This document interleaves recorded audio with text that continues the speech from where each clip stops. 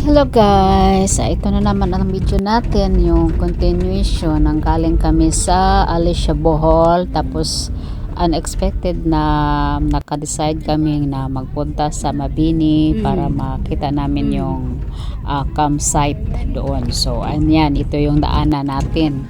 Yung una naligaw kami kasi yung wala kasi yung araw na hindi namin nakita, so mali kami. So ito yan, mga malayo talaga sa ano yung campsite, yung dadaanan parang maliit na ano daanan lang, one way.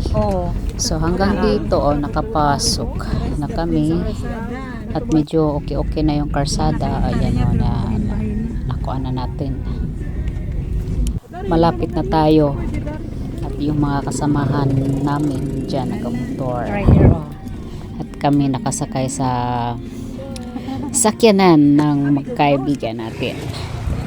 So andito na tayo sa entrance, may bayad, nakalimutan to magkano.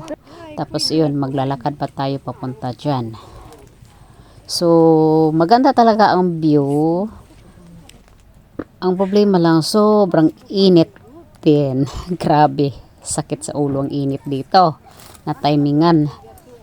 So nandito po tayo sa malapit sa yung mga yung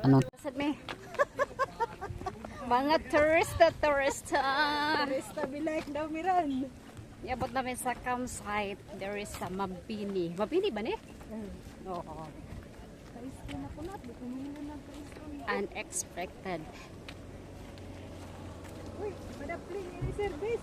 Good luck na lang sa ate ang skin ni sa mato ka dark skin.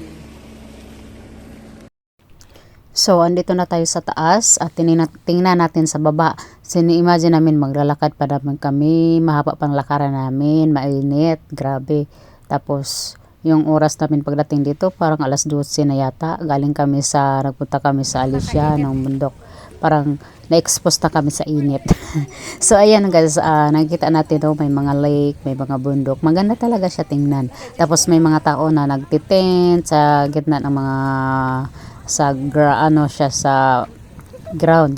So dito pa makita natin yung mga tindahan nila. So dapat pupunta kayo dito, may baon kayo para hindi kayo magastos kasi medyo ma-pricey talaga yung mga bilihin dyan kasi nasa loob. So ayan guys, kung magmingwit kayo, magkuha kayo ng isda, bibili lang kayo ng pagkain sa isda, tapos yung ilan makuha nyo ng isda, sayo na daw yun. Unlimited yung isda, basta bibilhin nyo lang kayo ng pagkain niya. So ayan guys, nandito na tayo, yung mga view natin, na-enjoy na natin. So dapat kayo bumunta kayo dito mga gabi or hapon, huwag kayong ganitong oras kasi hindi kayo may enjoy.